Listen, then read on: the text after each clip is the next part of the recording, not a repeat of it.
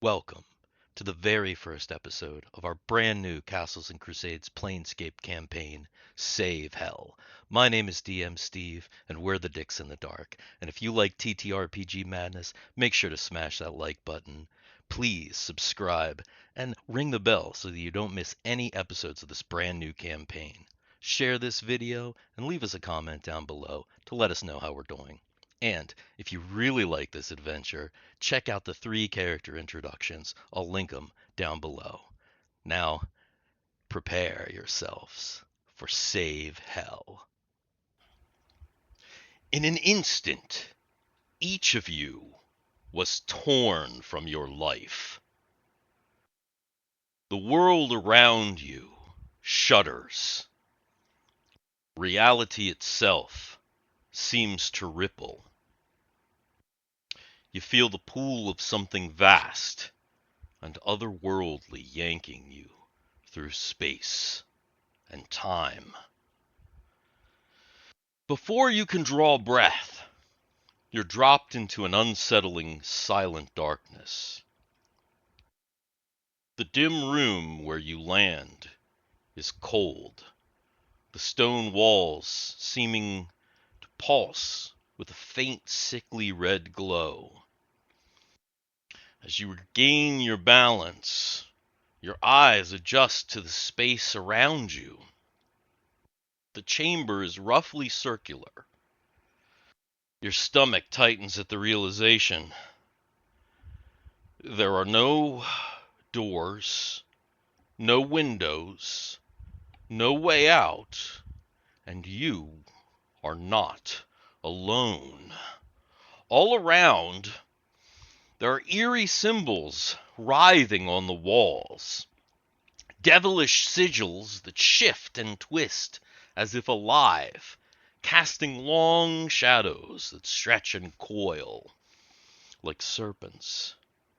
These symbols glow faintly, their scarlet light barely illuminating the grim, slick walls and everything else. The faint stench of brimstone clings to the air, settling thickly in your lungs, and a vague sense of dread prickles at the edge of your mind. As I said, you're not alone. 2 others stand nearby, looking as dazed as yourself. Strangers, to be sure.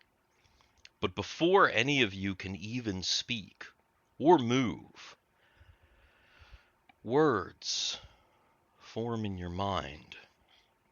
A foreign presence brushing against your thoughts with an unsettling familiarity. You have been chosen. Work together or perish. Prove you are worthy or be forgotten in the void, a fate worse than death. The presence fades, leaving only silence and the thrumming glow of the shifting glyphs. The walls press close, unyielding stone enclosing you on all sides. In the center of the floor, a single line of script blazes to life, carving itself in the center stone. It reads, "Only united does the path to freedom reveal itself." The weight of the message lingers in the stale air as you glare at one another. Strangers bound by fate and a single choice. Unite or die, alone here in the darkness. You see each other. Go ahead and one by one, describe your characters. I'm going to say Cameron, if you'd like to go first. Aepheus Belamonti arises from the fall, looking around at the scene around him. Floating sigils. He sees next to him Brunyr, of course, and Reginald. Or Brunyr. I briefly forget. But he stands let me pull up the character sheet here. Aepheus Belamonti, a Aasimar, a 6'3", 20-year-old man with light blonde, flowing hair, silver eyes. He's a devout study. Let's see. Oh, he's a devout scholar, studying the laws of the universe and trying to understand the magic and principles that guide them. Folded on his back, slightly bruised from the fall, are feathery wings that are rather small and do not actually aid him in flight. But beyond that, he wears a white mantle covering blue robes with a staff. All right. Garrett, describe your character, please. All right. As Brunyr Cask-Crusher stands, you see a slender figure standing about 5 feet 8 inches tall, weighing around 160. If we were outside of this red light, you would see that he had soft green eyes and a warm pale skin tone with medium-ish length black hair, fairly wavy and unkempt, held back only by a bandana or some headband-like material. And then since I'm here, I guess from my bed, from sleep, he's maybe not wearing his typical attire. Actually, weirdly, he is. He seems to have on the gear that he had on earlier in the day, not his bedclothes, and even the pack that he had. Then he's wearing very practical and worn clothing. Everything seems to be functional and serve a purpose and not very superfluous, other than a couple of necklaces and a leather bag, a side slung bag which holds some tomes. So he's not in his jammies. All right. Dan, describe your character. Reginald Sinclair, wearing what looks to be some kind of military uniform, maybe? Crazed, wild look in his eyes. As soon as he's there, he drops to his knees and he throws up on the floor. Where am I? Pretty apt response, I would say. Yeah.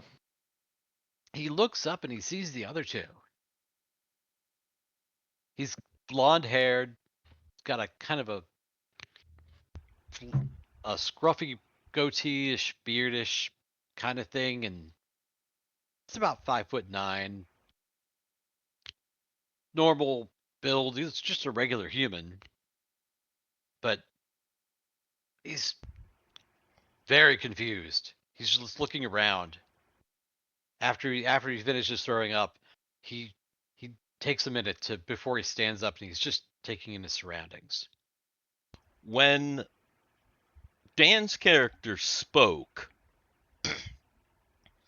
for just a moment, it sounded real crazy. Like nothing you have ever heard in your entire life. In fact, both of you were kind of freaked out by the language that he spoke. Like it sounded crazy. But then it translated into your head. And when it did, you kind of heard what he said, and but it was kind of weird and a little bit jarring. What about me? When they Well, spoke. they didn't speak yet. Yeah. We haven't spoken. You threw up, and then you said something, and then that was it. So that's where we are right now. The three of you in this circular room. These red glowing sigils around you. No doors, no windows. It's not even that big of a room. And because the sigils are moving and that's where the light is coming from, it does seem almost like the room is like oppressive and like pulsing almost inward. It's very claustrophobic. Real quick, because I did not expect this to happen. Because I now have a bayonet, Mm-hmm. what are the rules in this one for two-handed fighting? I believe there are some two-handed fighting rules. I'm probably gonna have to look them up. So yeah, I'll pull the book up again. yeah. See if I can find it while I'm listening. Okay. What an odd dream this is. Okay, now what do I hear? So same thing. You hear this like weird. When he speaks, there's a weird language. It sounds almost like he's speaking Chinese or something to you. And then like a moment later, it translates in your head. It's weird. You're like, it disorients you kind of more, and maybe makes you even throw up a little bit more. Okay. And I comprehend it naturally. Uh, you're speaking like just common, right?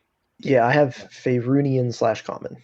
Okay, it's his common is close enough to like your plain like Outer the common. sigil like common that yeah, you understand him. So like there's not even a translation that happens.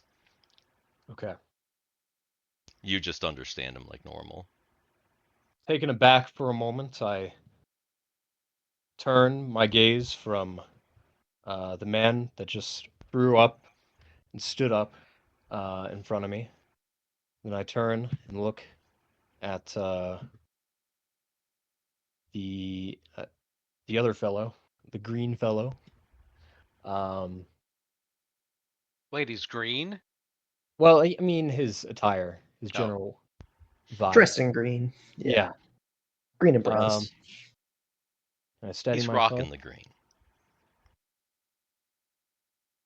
Well, gentlemen, it is a strange situation we find ourselves in. But alas, I'm Aepheus Belamonti,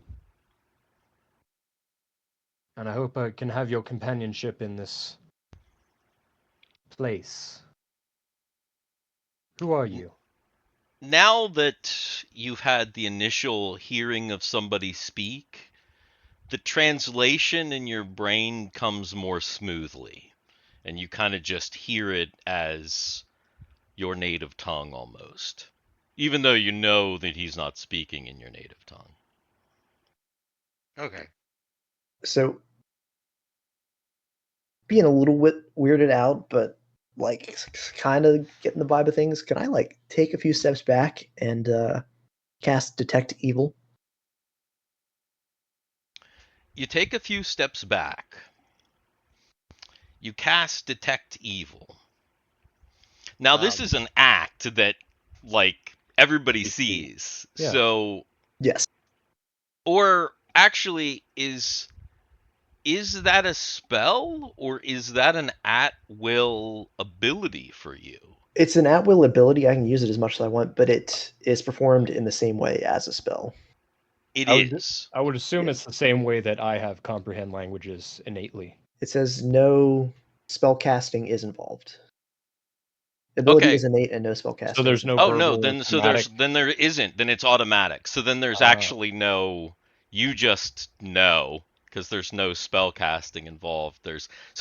You're not doing a verbal or somatic like gesture. You're not doing any of that. So yeah, then you kind of step back, you activate your senses. The two individuals in front of you are most certainly not evil.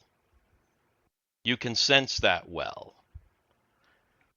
This place, everything around you, that's a whole different story. You're getting all kinds of alarm bells from the place, but from the people, no. No. You don't know if they're good, but they're definitely not evil.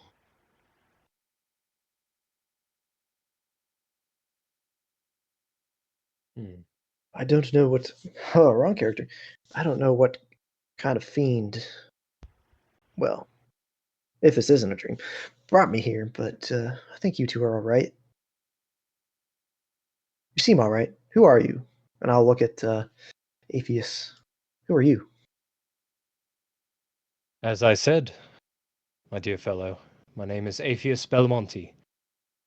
I am a practitioner of the arts, and I was searching for my master when I found myself here.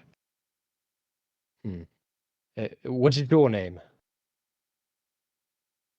I am Brunyr Cask-Crusher. Brunyr. And you, sir, are you all right? Can you understand us?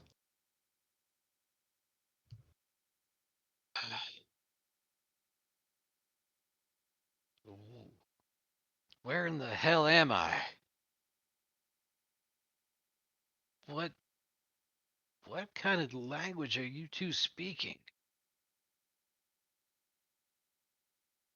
For What your first inquiry, I do not know where we are.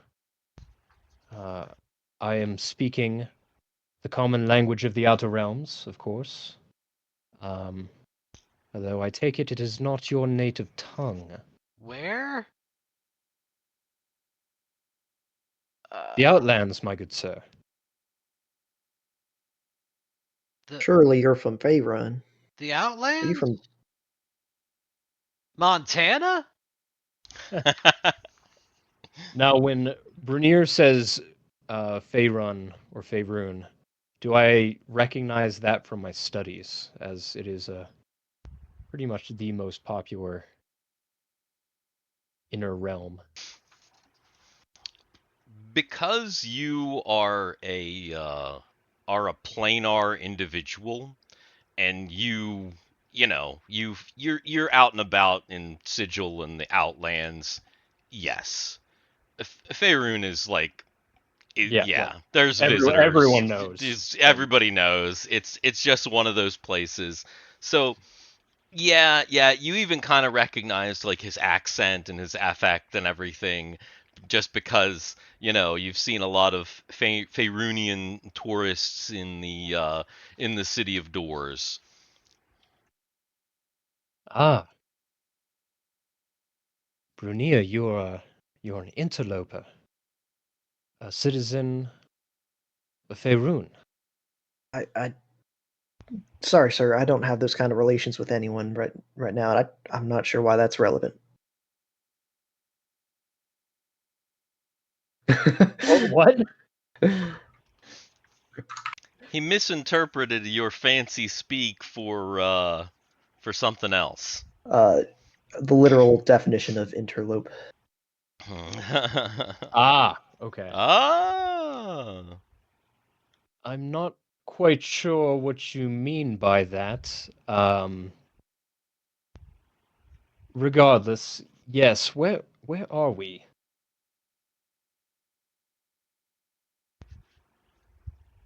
This doesn't look like Montana. You boys Union or Confederate?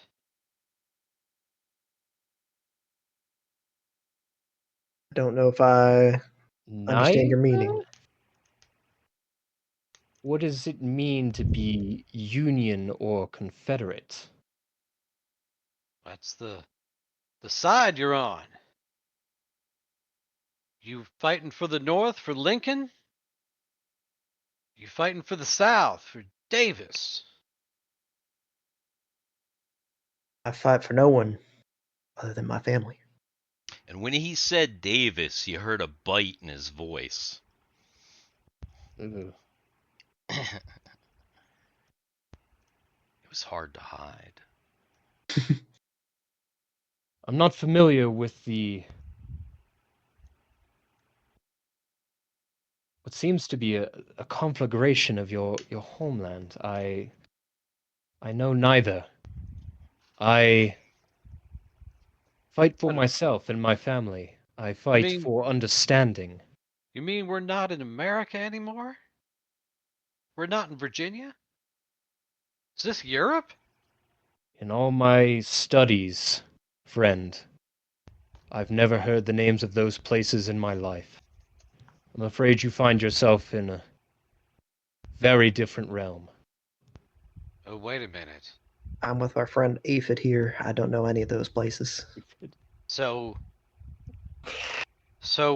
wait a minute. So we're in hell? Do I know that one? Yes, hell translates properly. In fact, it translates just like that. Everybody knows hell. Even though there are several ways to refer to it, everybody knows hell as hell. Likely one of them. Yes, my previous encounter before I found myself here. My master. Excuse me one second.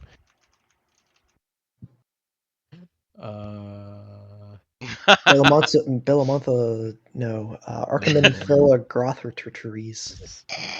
I wrote so many damn notes. Hold on. Fred. Uh, It's fucking Fred. yes, my master, Lord Archimethil Garothes. He was looking into an artifact from the hells. I fear that he was enchanted, led astray. Is that a what the hell name is that? Sounds like a damn demon. Well, sometimes he certainly acted like it, but he was definitely a man of wisdom and respect. And I hope to find him here. Yeah, Actually, I just found that, by the way. I use Mage Hand to grab from my pouch the God's Eye. Wait. Does this look familiar to either of you? Okay. Yeah, that's actually probably important. How does Mage Hand physically represent? Do you see a That hand or is there no hand? Because that's uh, probably going to freak Dan's character out the just a little bit. caster points a finger at an object of 5 or less pounds, then it can lift and move it. Okay. So he just it's kind of one of it's a little bit of a force thing. So it's kind of like a Yeah. whoop, like that. Yeah, I'm kind of thinking of like a ghastly image that is kind of represented in Baldur's Gate. I'm sure Garrett is familiar. Um, Oh, in Baldur's Gate, is there a physical representation of it, like a yeah, little, it's like a a little? ghostly hand that like Okay. emanates. Looks like a and- Mickey Mouse hand, but that's Okay. ghost like. Yeah, Because it's your spell, I'll let you pick the effect. So yeah, or the not the effect, but the affect, manifestation. the manifestation of it. So yeah, like if you want to have like a little kind of like wispy little thing, so you kind of see him, and there's a wispy little connection to this crystal ball, and when you pull it out, it does, in fact, and I'll just whip back to it real quick here. For just a moment, even though it is a crystal ball, in the center of it, you do see an eye, and the eye kind of like looks around and blinks, and like looks at you guys and blinks a couple of times before disappearing and just becoming a regular crystal. How big is this room? I mean, it's only like a 10 foot, like it's 10 foot like across, and it's a circle. It's very claustrophobic in this room. As soon and there's no The light is just coming from everywhere. I would assume, right? Yeah, the light is coming from the glyphs on the walls, which means that there's all these dancing, weird, serpenty-like shadows. It's already super creepy in here. Okay. So as soon as that happens, I'm pulling my dagger, putting my back against the wall. What? You! What the fuck? Whoa! I beg your What are you pardon. doing? What is that? I don't know. It belonged to my master. I was Stay away hoping. from me! What? I mean you. Uh. I mean you no harm. I apologize. I'll put it back. He's flipped out. Does he have a cross or a crucifix? Is he well, he's Christian, right? You said. So does he have some Probably. kind of a cross or something? I never really thought to. He might have something like under his uniform, Yeah, yeah. but yeah. Okay. I glance over to Brunyr. What's his reaction? Mostly confused. I definitely don't recognize it, but I would say I'm not surprised by the magical aspect of it. Okay. So he's not freaked out in the way that Reginald is freaked out, but he's just kind of like, like, whoa, what is that? Yes, More so. What is that strange painting? I've never seen something like that. Well, remember, it's not a painting; it's the actual. An I just orb. keep showing the painting so that you can see the eye, but it's a Sure. ball. It's a crystal ball about the size of a baseball. I need to give myself like a crystal ball prop. I wanna. Mhm. I need to have some good props. I've got a little bowl here of little different Oh, minerals sweet. and rocks and stuff, and Yeah, this D100's not quite big enough to be the crystal. Speaking of which, I don't have one. uh Anyway, so he's kind of holding the crystal out and tethered to this little wispy thing. Reggie is kind of freaking out. Brunyr just looking curious. okay. Well, It seems that I won't get my answer from either of them, so I do continue and put the orb away. Um, and That doesn't allay any of Reg's fears. He's still freaked. He's Did you watching get these lunch, two Garrett? very carefully. Yeah, there is now, I think, habanero bread bites from Domino's Nice. or chicken bites. I can't tell yet. We'll find out. I don't know if Reginald actually ever said his name. Oh, he probably didn't. He was too No. He's not. He has he's not used said his in name yet. fighting. too freaked out. So is he kind of like backed up totally against the wall, still Yes, he kind is. of in In defensive mode, absolutely. defensive kind of panic mode? Mhm. Is he clutching his dagger? Like, is he? Yes, he is. Okay, so he looks obviously Brunyr and Aepheus are like they're kind of a little bit worldly. They've trained for They've trained for this. they've trained for this. They've been out in the world and trained for upcoming adventures. Maybe not this, but Mhm. they thought Yeah. that they had more to do. So immediately they recognize that this guy is like not only freaked out, but freaked out to the point where he's like fight or flight, scared cat that's gonna scratch Right. if you don't calm him down. All right. Excuse me, friend. Allow me. Wrong voice. I keep doing the wrong voice. I keep trying to sound like Aepheus. Pardon me, friend, but I'm going to approach slowly. Just allow me to prove myself to you, prove us to you. And if you'll let me, I will approach and I will cast Lay on Hands. He's not going to let you touch him. No, okay. No. He's like if you approach him, he's literally going to stick the knife in your face.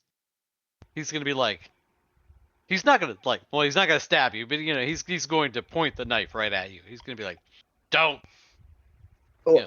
I think Don't. that's what I'm doing. It's just approaching with like one hand held out, extended to you, and then kind of just wait for your Don't. response.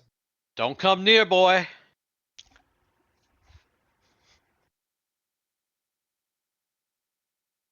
Don't come near.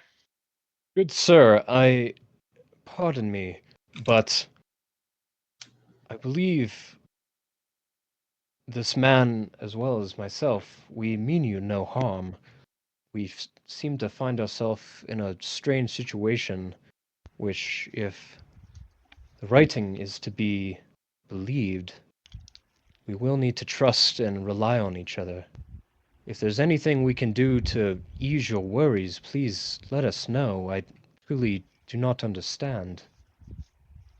I just want to know where the hell I am, and ugh, he can barely talk. He's freaked out. Stammering. Mm-hmm. So do we. I'm not sure what's going on either, but I think if we want to get out of here, we're gonna need each other. I agree with Brunyr. How did you do that? Do what, exactly? You made that damn thing float. How did you do that? Ah, are you perhaps from a realm where magic is not commonplace as it is? Magic. What did you just say? Uh, That was a trick? no, my good sir, it is an art, it is a study. Brunyr, does this bother you? Are you familiar with my craft?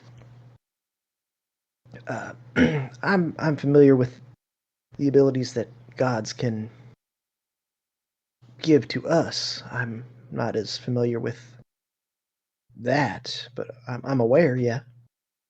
I see. Did you just say gods? As in more than one? Well, of course. You don't think one can just do it all? Sir, if I may, Okay. could I have your name, please? Um, To relay again, my name is Aepheus. Uh, no. He just passed out. oh. Oh dear. Oh. I think it was just I think it was just too much. He just Oh. I This is mean, where I would go up and lay on hands then. Okay. he's just eyes roll back in his he slumps down the wall and he's just like he's on the wall. Okay. So your new friend, who still hasn't given his name yet, seems so overwhelmed. His eyes roll back in his head, and he, like Dan said, slumps to the wall. Uh, Quickly thinking, Brunyr kneels down. He does see, amongst the three of you, you guys aren't hurt. I am. This guy looks like he is like been through hell because he's all scratched up. He even still has some like chiggers and like little like those like what are those little balls? Yeah, Those the those. freaking little Mhm. like balls that Mhm. stick to you. Oh my Mhm. goodness. You guys know what I'm I talking know what you about. mean. They're like Yeah. they're Mhm. all over Like in like, caltrops or the something? area where we No, grew no, up. They're a those seed.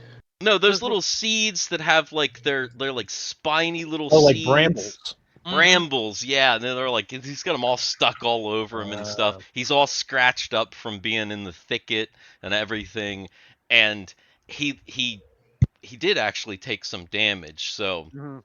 if you lay on hands for 1 hit point, you're able to heal him back to full health. You see kind of his wounds heal up, and obviously he's not cleaned up, but his wounds heal, and I observe this and Brunyr, so you are familiar. Perhaps your magic is just of different origin. Well, I'm not really doing anything. I'm just a vessel or a channel. You see, Torm is the one doing all the healing.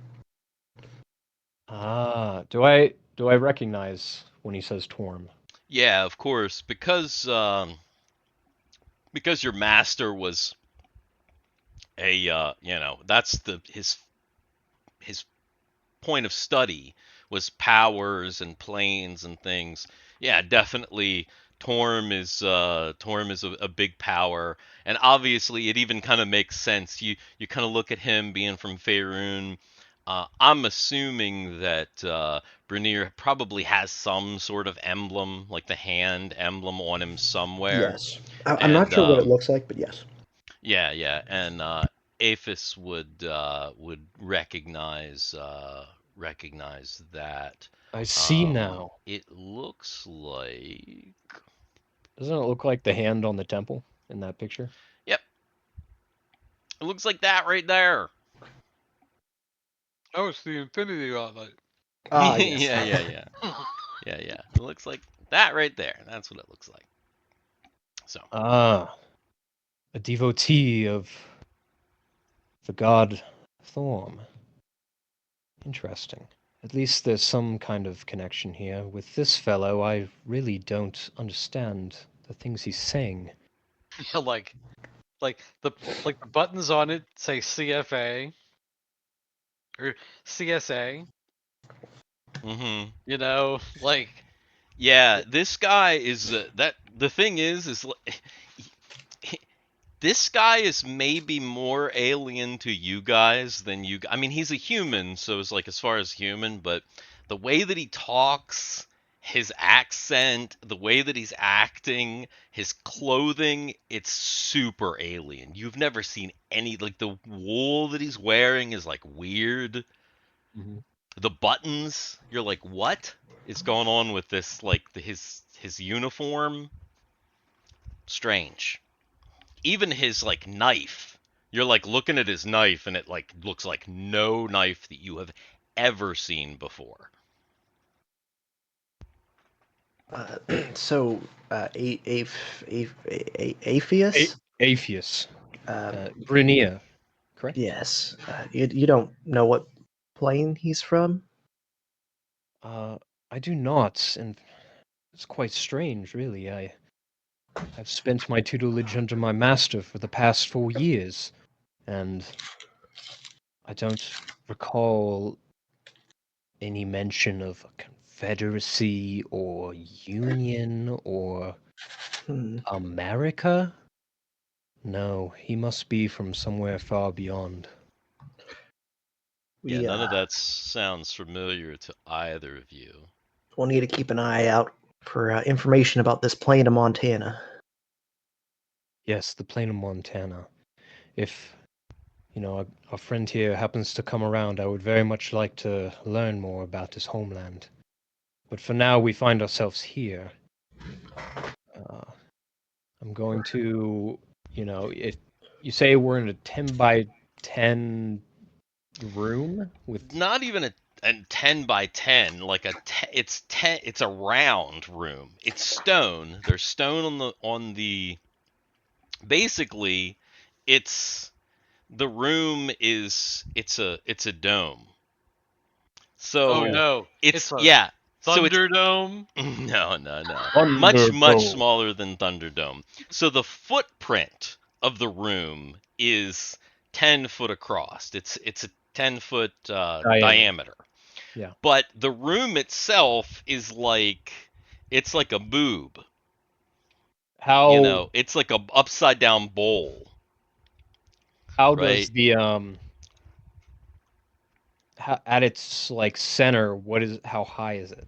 Like, are we really just cramped like in a? You're pretty cramped because it would be a 10, it would fit exactly in a 10 by 10 room, so it's 10 foot tall at the highest point, but that's the center, meaning that like as the walls like you're kind of You are Like already leaning kind in. of up against the wall because it's like leaning in. Yeah. Yeah.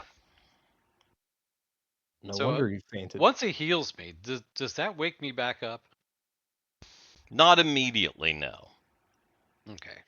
I'm going to kneel down and take from my pack my canteen and hold it up to his lips and try to encourage drink. Okay.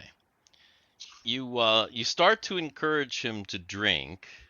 Dan, where are you going? I went to the kitchen for a second. I Well, can come still back. hear you guys. Yeah, but I need you to come back.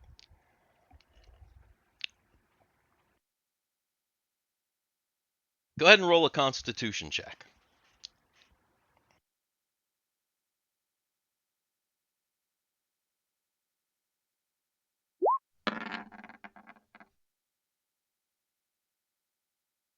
Okay. He actually doesn't wake up, and you're able to get him to like drink some water. He kind of like he's kind maybe like slightly In like conscious, a but fugue. yeah, he's Yeah. he's definitely in like a weird state, but not so conscious that he's like knows what's going on. He kind of like you know, Right. that sort of state. So you're able to get him to like drink some water, and he seems to kind of settle down again.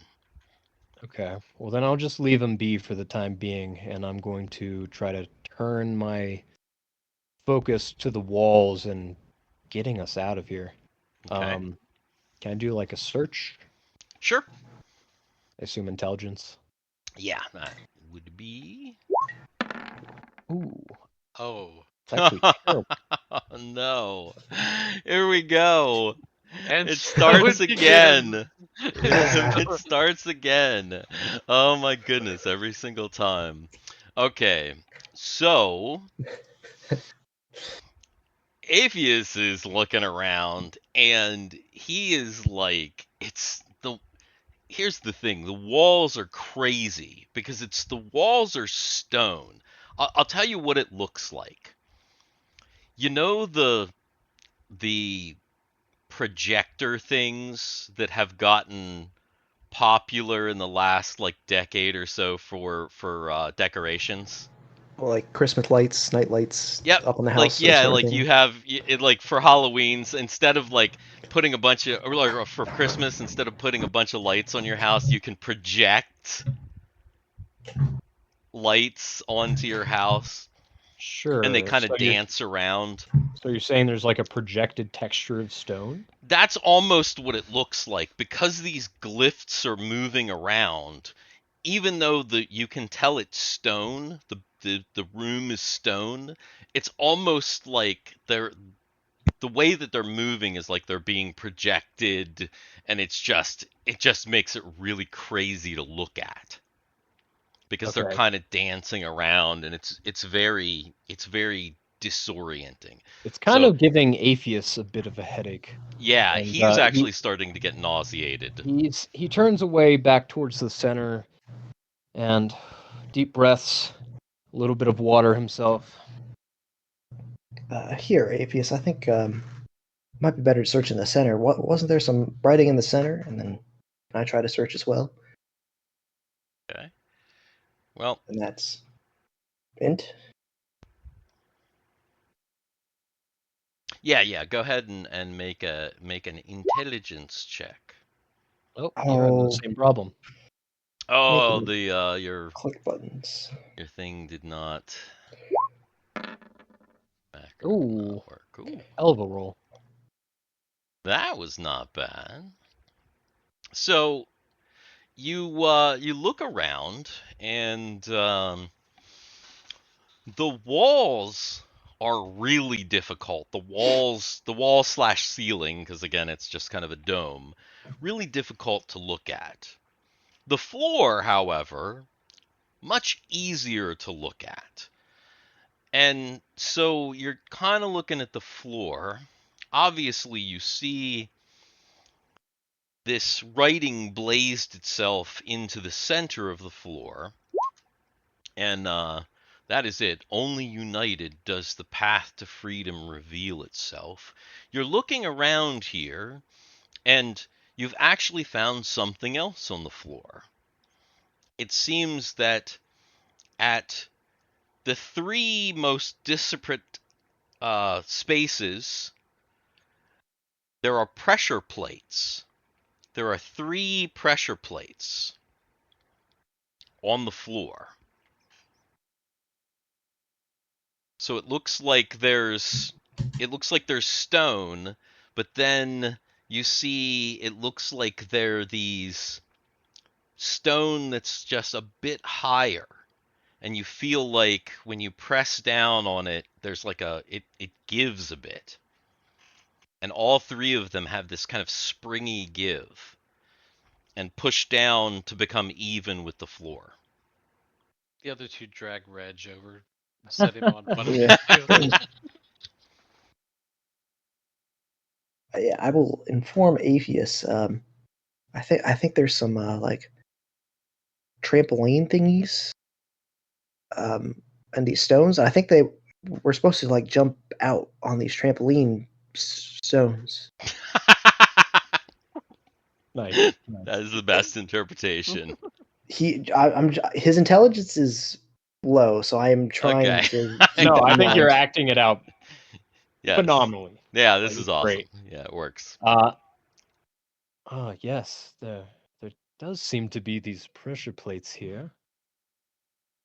This must be what the writing is mentioning. Let's see if we can activate it. Although I'd prefer if our friend woke up and suspect that it will require his cooperation. Let's try it. I agree. Here, I'll help you drag him over.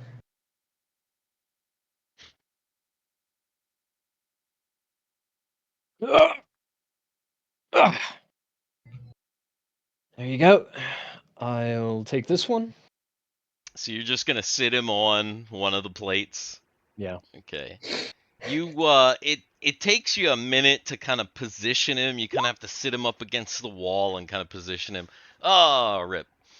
Kind of position him so that he is his full weight of him. So you kind of have him like slumped. So he's kind of like slumped, like kind of slumped forward Mm-hmm.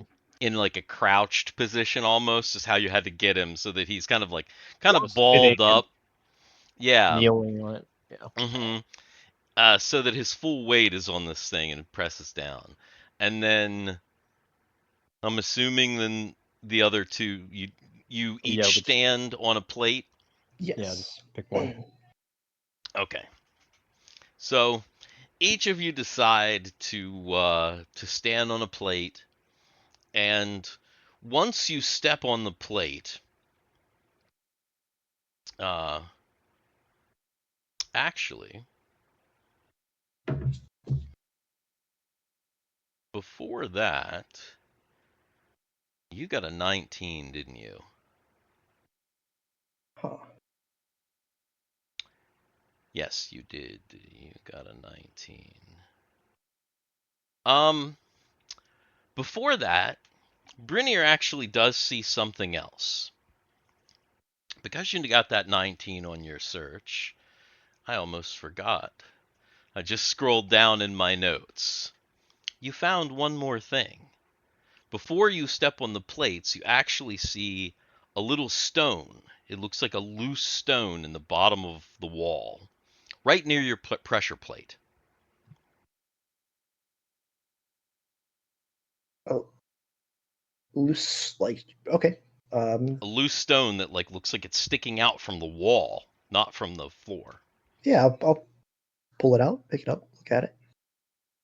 You pull it out and you realize that behind this loose stone is a catch in the wall. And it looks like there are some potions back there. Uh, okay, I will try to grab them and pull them out. So before you step on this plate, you grab these potions. There are 4. And they're labeled. There are 3 pink potions, And right in bright letters, they say healing. And then there's a purple potion. And in bold letters, it says neutralize poison.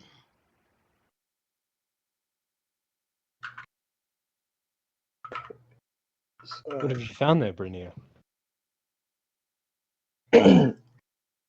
Well, it seems someone stashed some potions of healing and neutralize poison. I have a satchel, so I can hang on to them for now.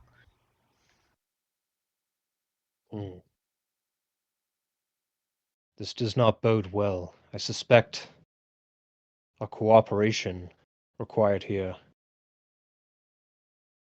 involves combat, and I must admit I am not well versed, a man of the study, such as myself, but I do have some magical means.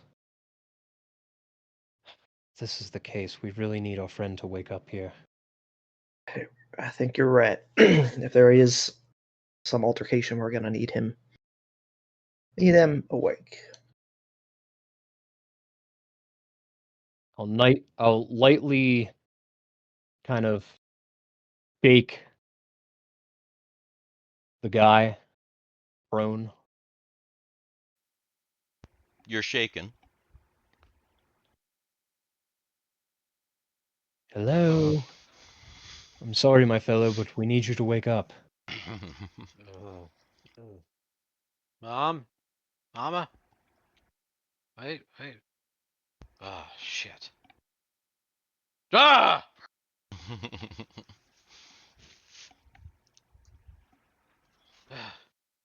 Breathe in, out. Not a dream. Unfortunately not. But we've made some headway. But it's going to require your cooperation and trust in us.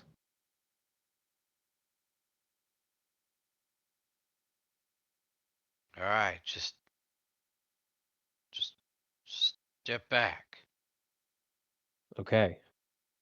It seems that to progress, the three of us need to stand on these pressure plates. Perhaps engage in combat. No, I don't. With each other? No, well, hopefully not. Reginald just like rips the hell out of people.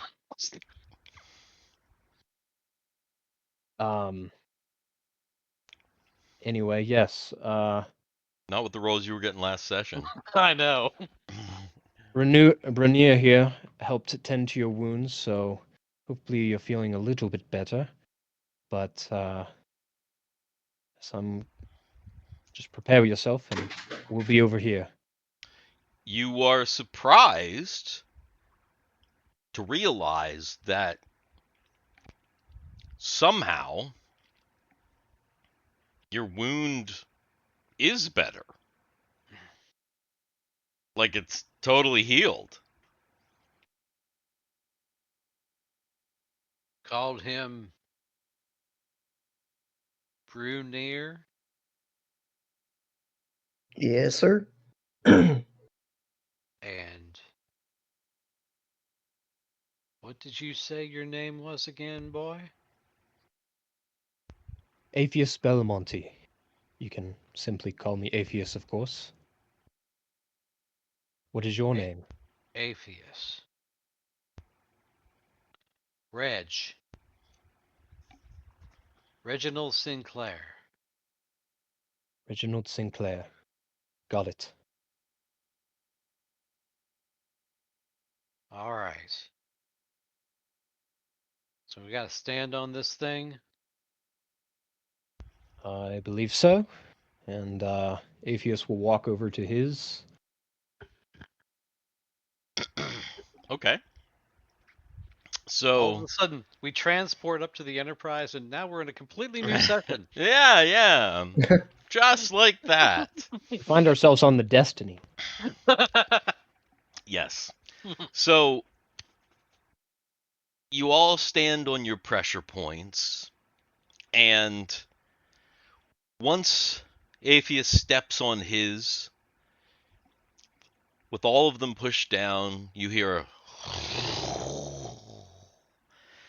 and just the stone in the wall on one of the sides just kind of opens up between Aepheus and Brunyr, just kind of like creating a gaping maw. And you can see that it appears that there is some sort of hallway that goes forward. It looks dark, but towards the end of it, you can see flickering lights. So it's a dark mall? Yes, dark mall, correct.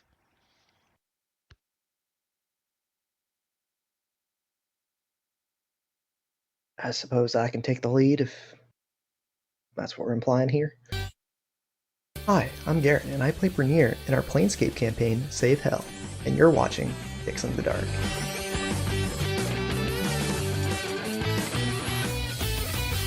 All right. So, the door has opened, and like I said, it reveals this hallway.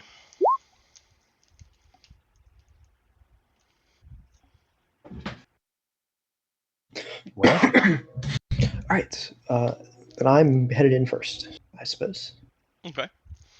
So, Brunyr, without even thinking, takes the lead, jumps into action, and heads towards the door.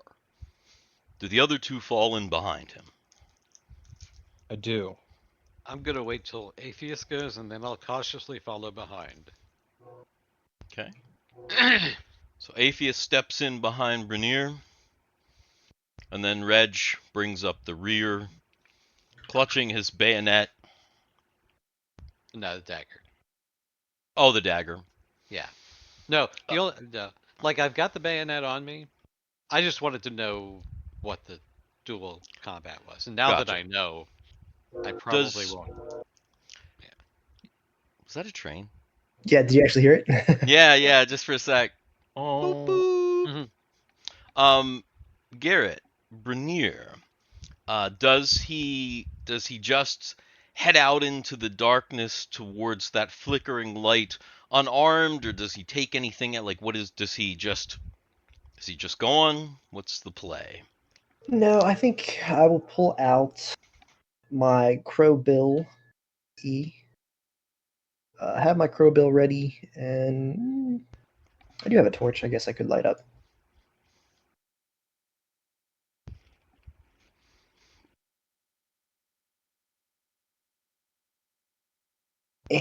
Why not? Sure. Um, Hmm. oh, and I have flint and steel. Nice. So Brunyr kind of stops for a second, takes out his torch, flicks the flint and steel, flicking it to a light,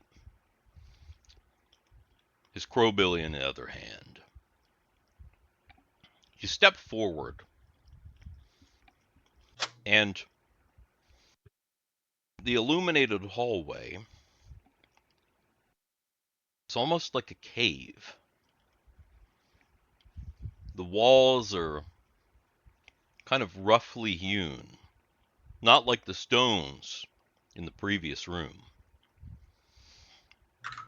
Now that you have a torch, you can see that the hallway is maybe about 25 to 30 feet long. At its end, another rough-hewn opening with light. You can see there's some kind of flickery light coming from the chamber ahead. We traverse this rough hall. And if so, do you do anything?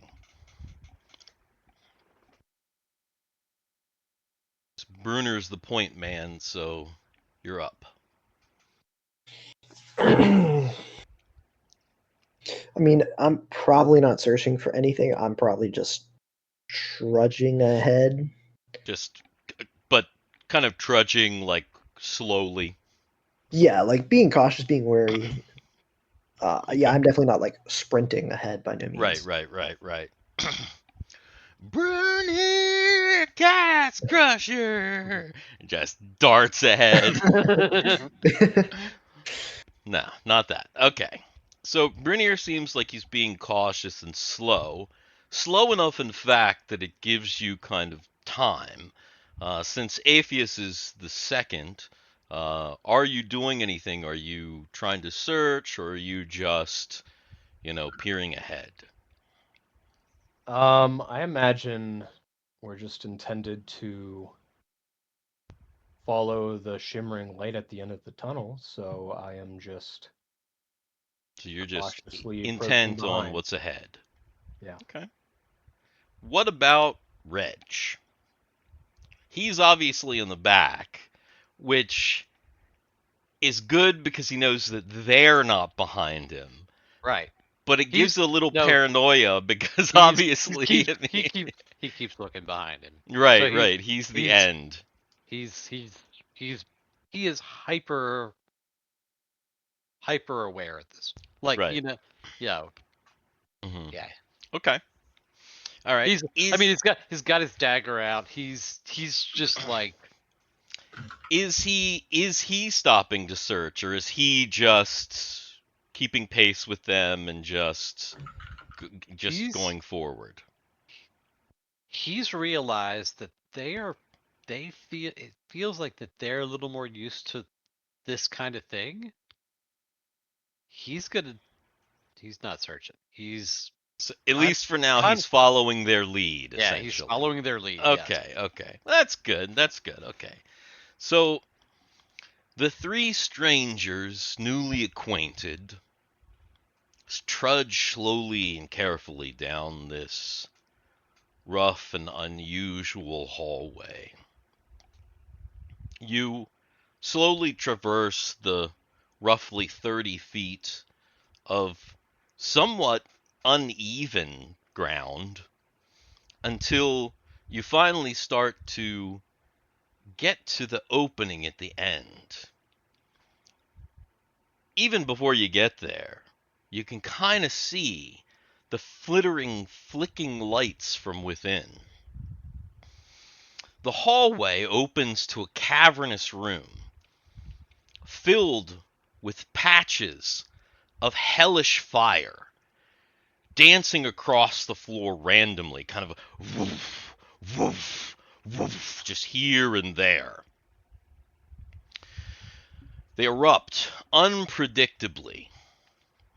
You also see these tiny, what you could only really describe as fire motes, kind of flitting around. But they're not just the motes that come off the fire. It's clear that these little motes have their own will.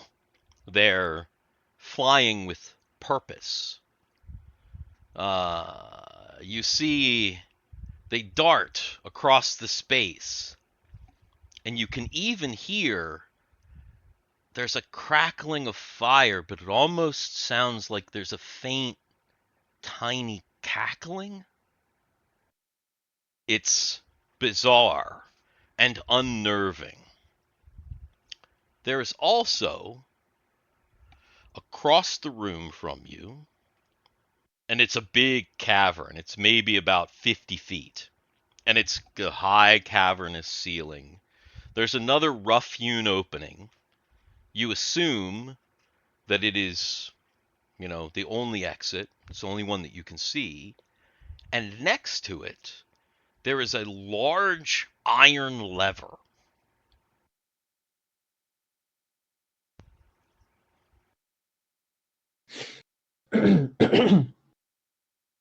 All right. I mean, I will turn around, discreetly say to the party, I think I see an exit, but I think there's some magical, like, fire things in here.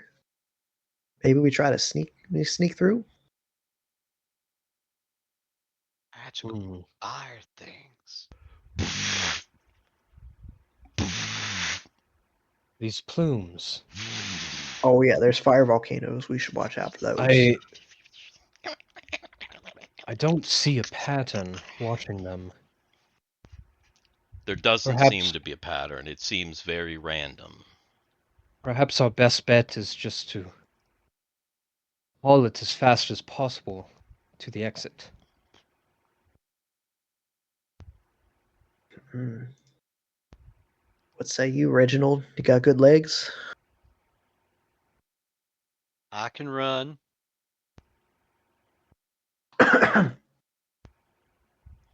Well, that's do you think that's a better approach than do you think these fires will notice us? It's pretty bright in here.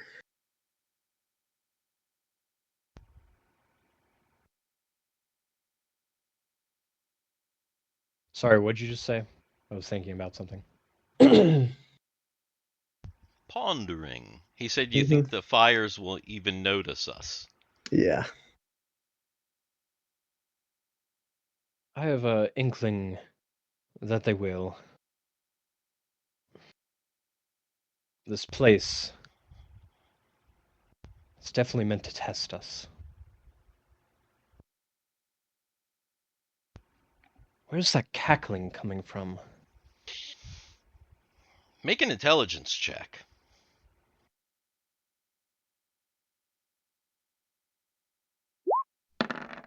Oh.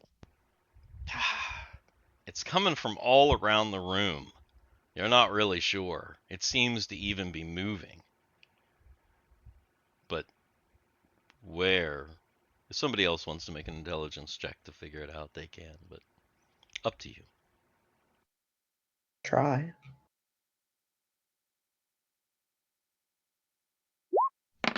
Huh? No clue.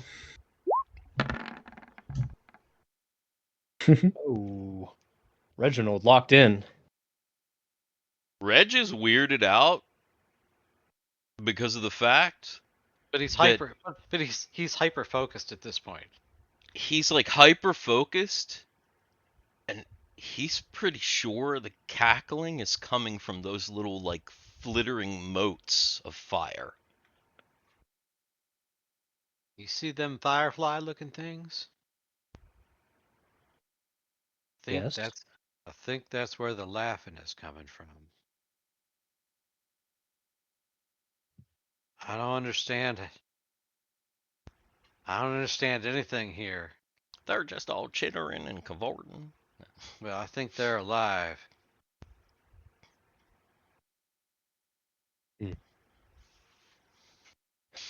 Well, Yeah, you definitely get that sense that they are alive. However that is possible. Then again, however any of this is possible as far as Reginald is concerned. So they're perhaps alive. I have an idea.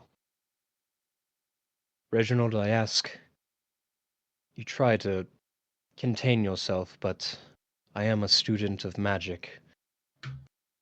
I'm going to try something. I'm going to attempt to make a distraction. If this works as I intend, we can run for the lever and make our way out of here. Are you ready? So whoever gets to that lever first needs to pull it. Yes. Alrighty. all right. So gonna go ahead, and as you can see, I have brought up the turn tracker here. I thought my initiative was working. Is it you still not having your no luck with initiative? Oh Yeah, fuck. I thought at the very least that worked. All right. So Whatever. there we go. Turn tracker. Oh my god. Not bad. E10s for initiative. Interesting. Mm-hmm. Oh yeah. Damn. Oh, wait a minute. It's a No, two. it was a That 2. sucks. That Yeah. sucks. Did my? It Because didn't register. Oh yeah, I didn't put. I can't click a token. You can't Oh, you click your can't? guy?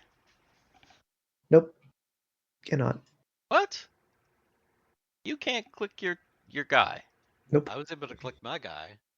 I can't click nothing. That's a sin. That's weird. Because I drug him off. He is your guy. Wait, let me Is he do assigned to that. Garrett as a Yeah, player? that's what I was gonna There we do. go. Try now. Now I can. Yeah, That's what it was. I'm just gonna change it back to 2. Wait, what is my dex? Yeah, change it back to Oh. 2. Yeah, there you go. Okay, cool. That first roll, man, it was on the edge. It was. It was, yeah. Well, here goes. Okay, so fortunately, this plan in a way kind of worked out well because the guy doing the distraction actually got the highest initiative, and of course, Aepheus casts Dancing Lights. I have no idea why it casts a damage roll on roll, but regardless, yes, I cast Dancing Lights and illuminate 4 wisps that intend to fly over and perhaps distract the moats, as you called them, around the fire plumes. Lead them away. Okay, so they move desire as you desire. Forward, back, down, straight, turning corners. Okay, 100 feet per round. Okay. All right. So, and yeah, you're not going to exceed the distance in here. Where specific do you like kind of lead them in a specific way? Do you kind of like, oh, here I'm gonna kind of dance them around the room and then send them all over to the right, or are you gonna send the 4 lights to the like kind of the far corners? It's not really a square room; it's more of a Sure. cavern, but corners of the room. Like, describe exactly what you're doing So, with wispy lights. so the wisps flicker into being, and they kind of dance towards the moats, trying to draw their attention. Okay. And they'll kind of like, I guess, split off to like each capture one moat or multiple like Or yeah, clusters. yeah. And then they'll kind of try to lead them as far away from where we need to go as possible. Okay. There are 4 lights. Okay. So it does seem to actually be working. Your wisps enter the room, kind of flitter amongst the strange cackling motes, and the motes seem to kind of catch up with them. And as you send them to the corner of the room, you do create somewhat of an opening. And Reg, who is Go to a book. quick motherfucker, is up next. So I'm just gonna So book. is he just full speed sprinting across the room? Full speed sprinting across the room to grab that. So my movement says, where is my movement? Yeah. What is your move? That's what I'm looking for right now. Movement is 30. Okay. So my movement is 30. I guess that's no matter what in this. Well, Castles no, I Crusade. think that you can probably. I have a feeling. I should probably check, but I have a feeling you can probably sprint. You're probably not going to be able to do anything else. So But I can only. but if you're just trying to make it across the room, Mm-hmm. I feel like that is probably.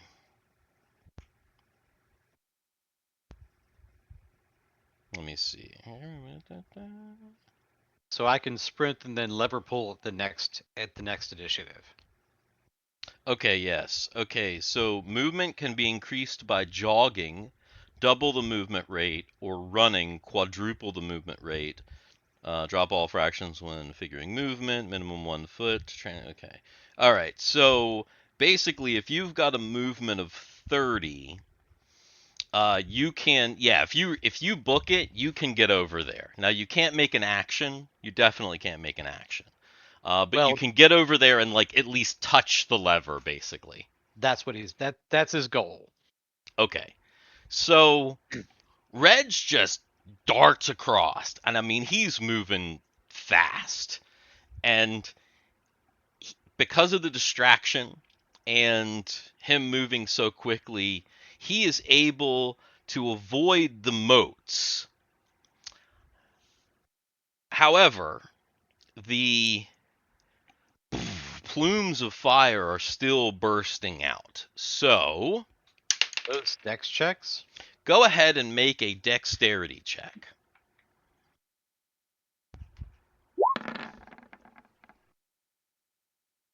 Oh, dude, it was on a freaking I 20 know. too.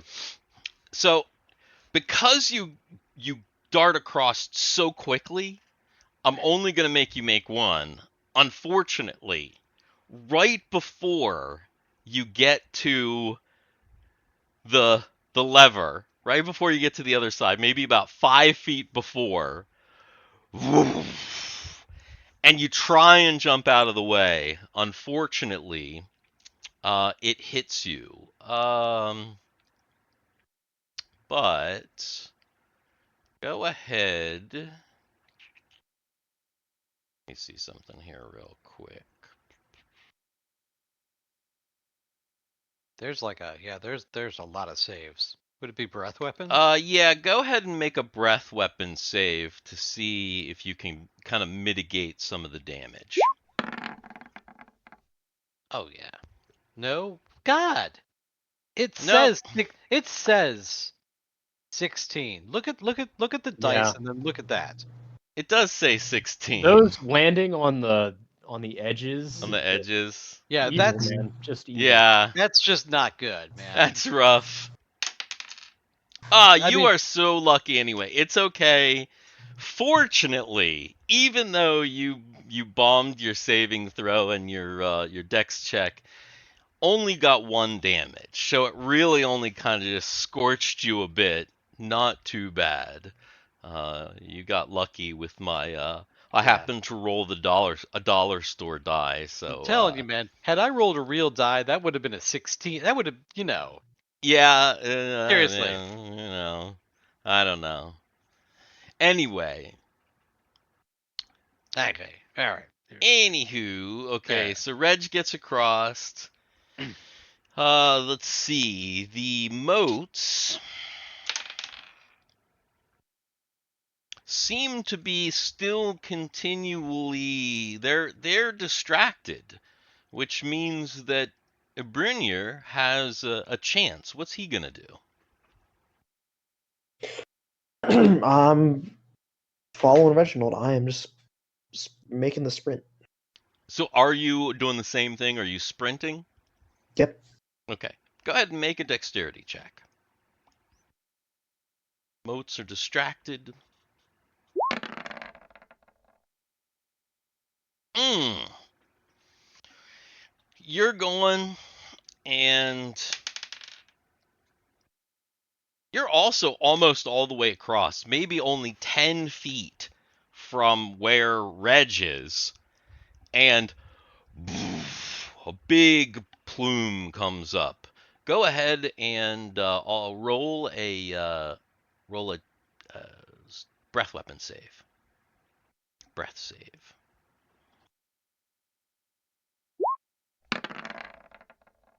Dude. Mm, Yeah. Level 1 be rough. level 1 do be rough. Unfortunately, Brunyr got 3 damage from that. Oh, that fire! It singed him. He was able to kind of, get the rest of the way because he was already moving the momentum. So he was kind of still moving as he was burned, but he was definitely burned. So, but he is now over by the doorway with Reg and the big lever. And with that, I believe. Oh yes, the moats are still distracted. So I guess with that, it is initiative.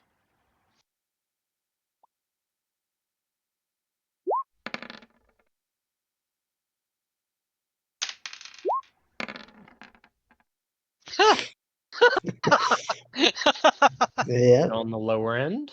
Well, there's that, man. Okay. So the moats. How long is that spell last anyway? Is I that believe a? it is 1 minute, which should be plenty of time. Okay, so it's a level 0. Okay, so it's 1. Yeah, 1 minute is 6. We figured that before. That's 6 full rounds. So Yeah. Let's see. They seem to still be distracted. Yes, they are still distracted by your dancing lights. Excellent. Then it is Are you time going to for make your way across? yes. It's And time for how quickly are Aepheus. you going to do that? Again, you don't have to concentrate on your spell, which Yeah. is the nice part about it. I guess you said it's quadruple just to like book it. Just to book Uh, it, yeah. which is what Reginald did, and he almost got there. Correct? Yeah, both of them actually almost got there before getting clipped at the very end. Then I shall follow suit. Okay. Hopefully, avoiding the clipping part. All right. So you take off. Go ahead and roll a dexterity check.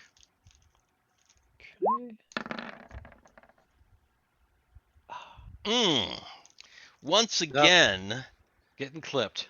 Aepheus, he gets literally all he's like right there. I mean, he's practically right next to them Mhm. when boof, there's a big plume. Go ahead and roll a save versus breath.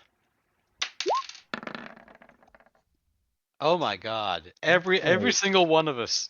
Unfortunately, just you take it and you receive 3 damage from that. So it's Now pretty rough. I receive half damage from heat and cold. Um, Ah, does that okay. round Yeah, down yeah, to 2? I yeah. assume. So that, but it'll be rounded up. I'm gonna assume the damage is Yeah, probably round rounded up. up. So yeah, take one of those damage off. So you only receive 2 damage then. Excellent. And you find yourself over on the other side, and of course it's Reg and Brunyr both going. so because Reg probably made it over there just slightly before Brunyr. He did. Yep. He's he's pulling the lever Okay. because that was the plan. So he's pulling the Right, lever. right. So go ahead, and the lever is a very large iron lever.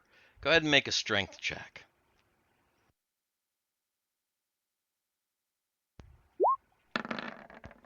Oh Holy. yeah. No. Oh Reg yeah. puts all his weight into it and pulls that lever down. Dang. Strength.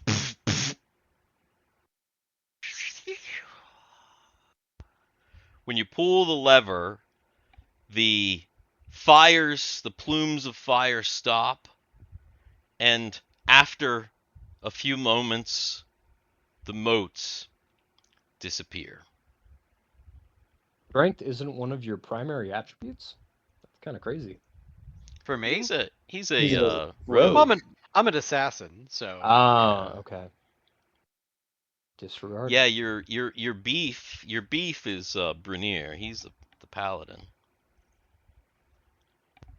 So, the room has quieted down, and now, once again, you stand next to this kind of open area, this open door. Well, not really a door even, it's kind of a cavernous. Once again, it's the same sort of setup where it's a kind of a rough-hewn opening into a cavernous looking hallway where it looks like you can kind of see some light at the end. Another dark mall? Another dark maw, correct. How are we all feeling? Are we ready to move on? Oh, Might have a just- second here. Just a moment. Oh, God. I apologize. I haven't run like that since I was a wee boy. I'm a little worse for wear. Half HP. Yeah, he's the magic user, so he's the weak guy. So Brunyr definitely notices that Aepheus, he got a little burned. He's looking kind of rough.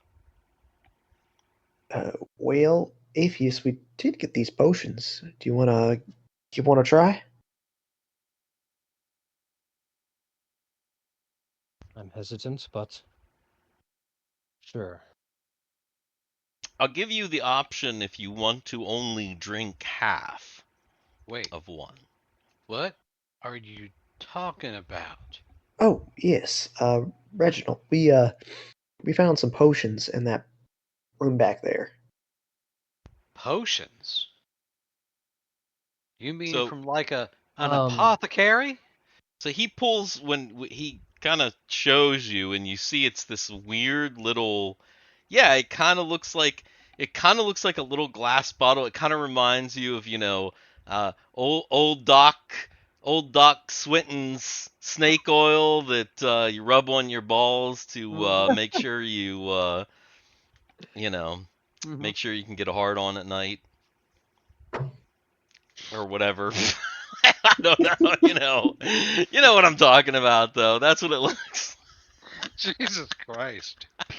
let me see that. And Aepheus takes the vial, he uncorks it, sniffs it a little bit, kind of investigates. Can I read what's on those vials? You cannot. Okay. No, you have no idea what the fuck is on those vials. What's on the vials is basic common, which is it's pretty crude common, so it's like it's understandable by everybody but you. Mm. They know what it says, but to you again, it kind of looks like hieroglyphics or something, Chinese or something. You're not even sure. Do we understand why I can talk to these people? You No. don't. You haven't really had that conversation. You kind of freaked out and then passed out, and Like, then things yeah. just started to happen. Yeah. Anyway, he's showing you this vial, and you see it's a vial of pink liquid. It's got this weird label on it. And then you see Aepheus, he uncorks it and drinks it. Now, do you drink the whole thing, or do you just drink half? I drink half. Okay, so you drink half the potion, and fortunately, it was correctly labeled. It is a potion of healing, and you gain back 2 hit points. Nice. Oh, much better. How about you hang on to that bottle, Anne? Did I see him get healed? Yes. Like he had like a burn on his arm that was like kind of a little bubbly, and like he was clearly pretty hurt because obviously if he was down, he doesn't have that many hit points, so he was Right. kind of down. So he clearly had like a what looked like a 3rd-degree burn like on his arm, and like and it like kind of looks, it's still a little scarry, but it looks way better.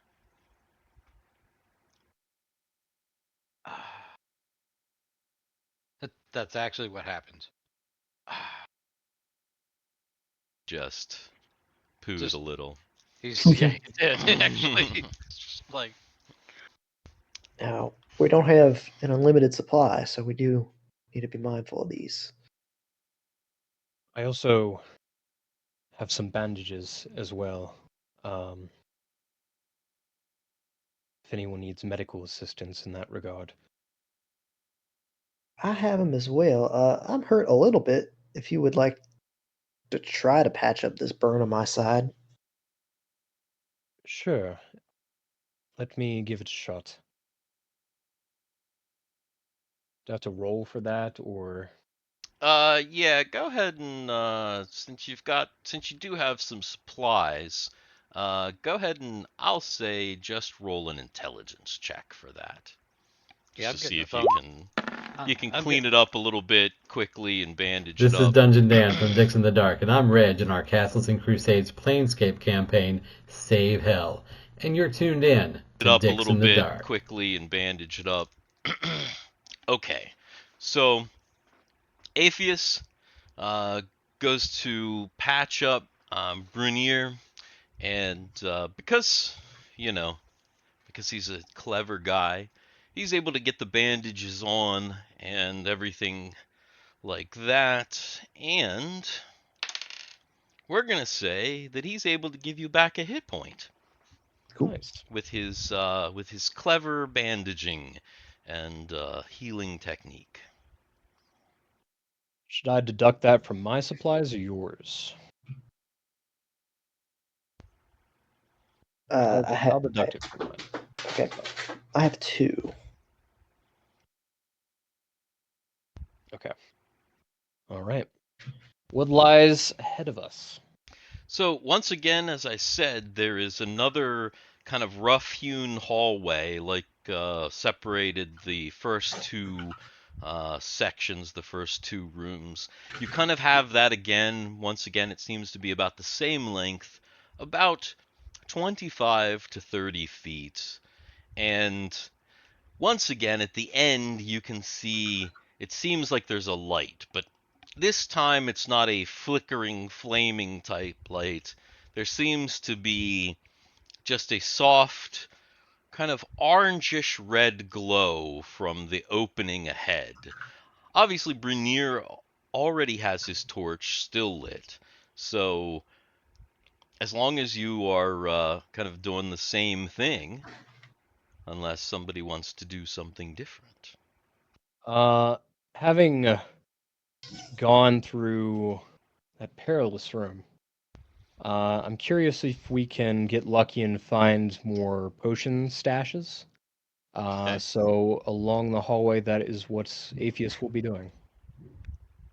Okay. Go ahead Damn. and so you're looking around. You don't see any more catches or anything like that. Is anybody else going to do anything, or is Aepheus alone in his search? You kind of you kind of notice that he kind of lags behind a little bit and starts searching. So it kind of slows the entire party down a little bit. Do you join in with his search? Yeah, if we're gonna stop and search the room, I'll search as well. If I recognize, do I You're recognize just what kind they're of actually moving doing? slowly. It would actually help if like Brunyr kind of Move the torch moved around. the torch Yeah. kind of around as he like went around, and just to like so that you guys could check the walls. So if anybody else wants to make search rolls, you can. What is the search roll? It's an intelligence check. Ah. Standard. If I recognize what he's actually doing, I'm gonna do the same thing. You're pretty sure you recognize what he's doing. It's an overt movement. Nobody sees anything except for Reg. Unfortunately, Reginald finds something that he can't decipher. On the wall, you think you found some writing. Just confound. Uh, you guys understand this? Oh, yes. Let me take a look. What language? Do I recognize the language of my ones that I know, or do I have to comprehend? You look at this here, and actually, let's see. What are your where are your Outer Common, languages here? Celestial, Infernal, Elvish, or any one time per day? Yes. You recognize this as infernal, in fact. And it's just a short phrase, and it says this. A blizzard precedes the ultimate fall. Foreboding. So we're gonna fall into some snow. Either that or it references the fall that brought us here in the first place. Well, what definitely brought me here wasn't no blizzard.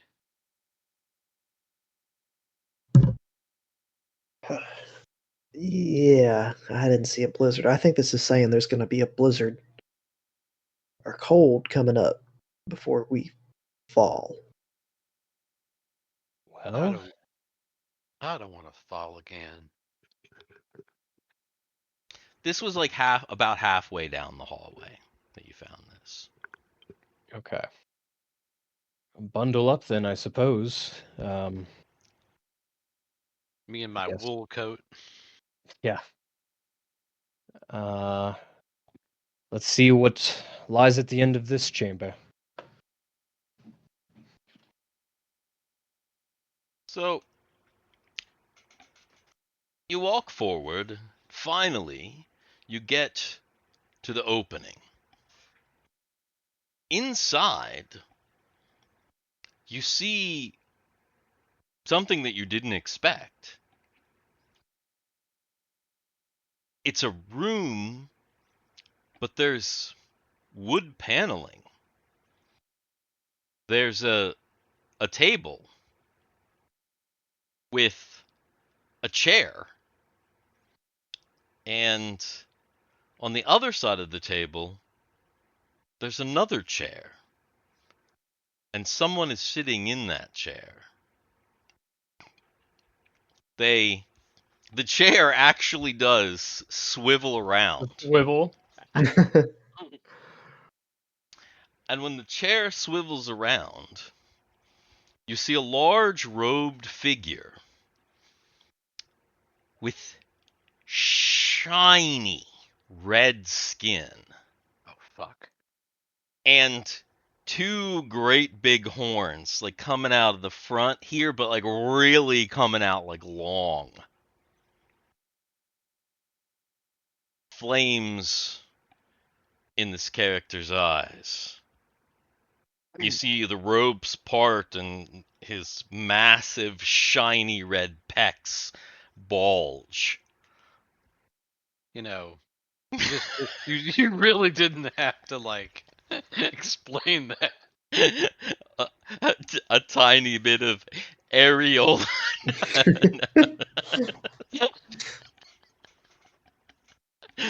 Sorry. We are the dicks in the dark. Every now and again I gotta try and Aepheus silly is it up. he's visibly disgruntled. Hello. This guy is Satan. This guy just sent me here like 5 minutes ago. I'm not fucking happy. He doesn't look exactly like the Satan that kicked you, though. He looks different than the Jefferson Davis Satan. The Jefferson Davis Satan had horns that came out of like the sides of his head, and like he wasn't as shiny. He was more mottled looking than this guy. This guy's like really shiny. You know how the devil in the Tim Curry devil is like Yes. really shiny and like yeah, that's what this guy kind of looks like a little bit. Okay. So under my breath, Our Father, who art in heaven, hallowed be thy. I mean, yeah. So it's Right. it's yeah. I'm starting to say a little prayer at this point. You see that there's no other exit in this room, there's just kind of this wood paneling. And this figure says, "My name is Nivellin. Step into my office."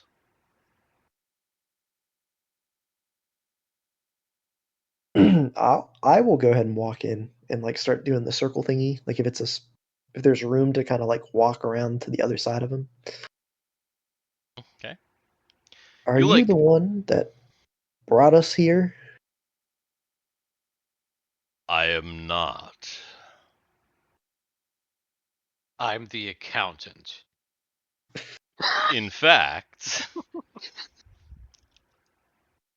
I have a deal for you. Take a seat. He's specifically addressing Brunyr since he came in the room and walked around.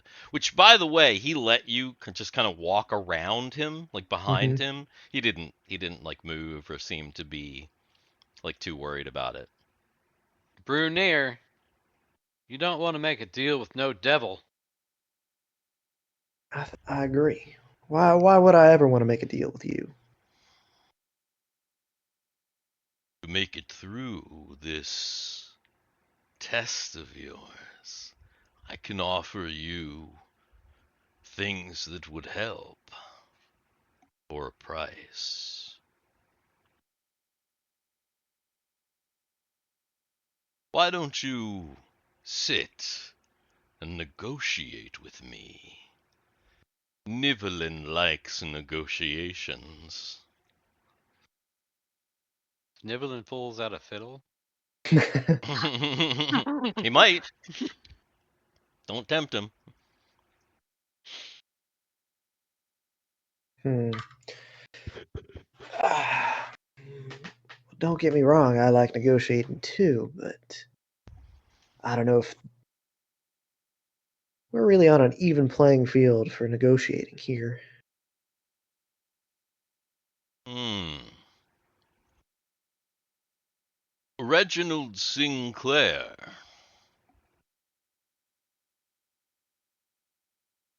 It knows your name.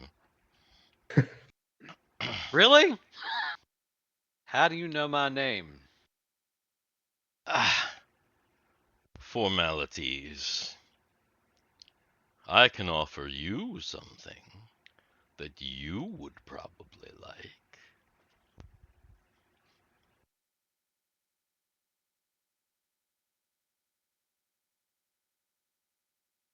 I don't make the deal with no devils. Would you not treat with me for a ticket home? So,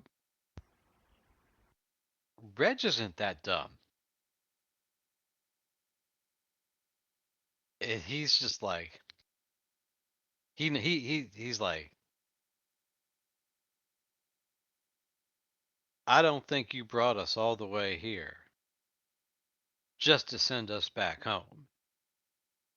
I did not bring you here.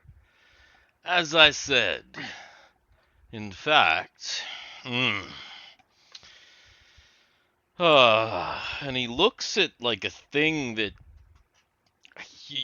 you almost would like assume that he was going to take a pocket watch out of his pocket, but instead he takes what looks to be a beating human heart out of his pocket that is like on a chain, and he like looks at it and he kind of goes ugh, and he puts it away and he says, "Unfortunately, I was brought here against my will, like you, to make deals, and I don't have all day."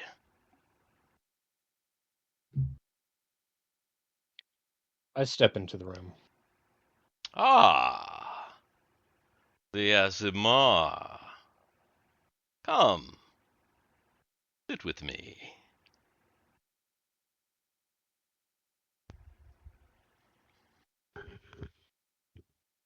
I know your kind, devil.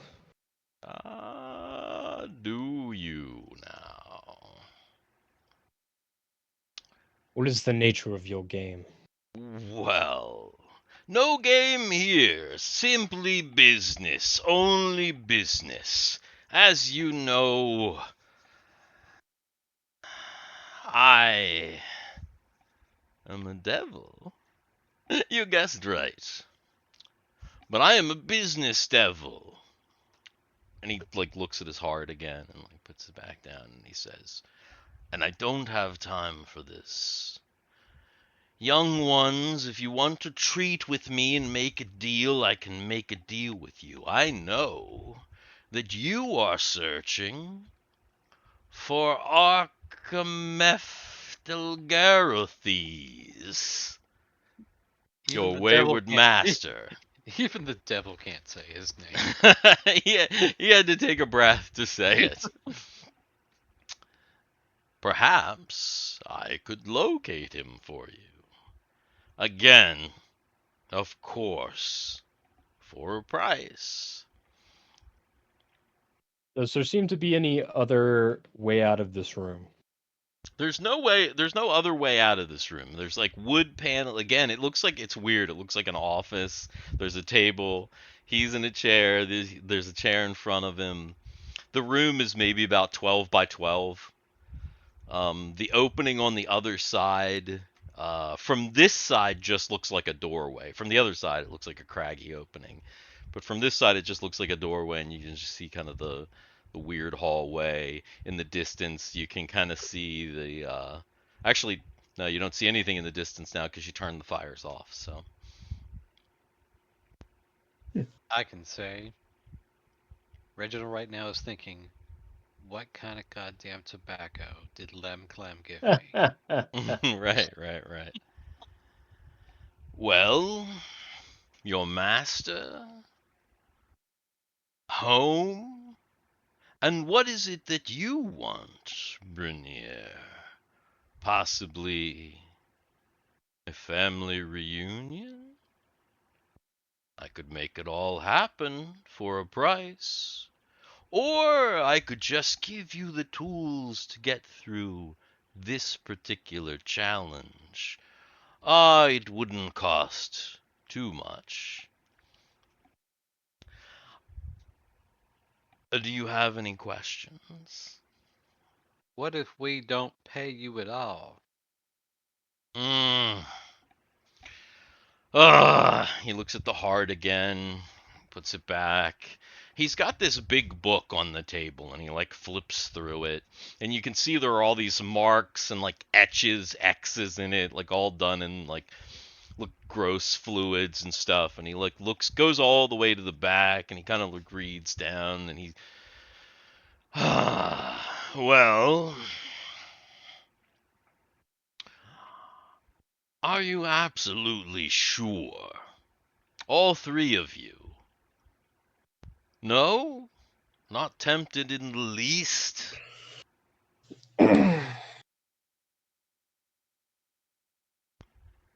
Nivelin. As all creatures are of these realms, and especially yours. I know that we are bound by laws and order. I shall hear your terms.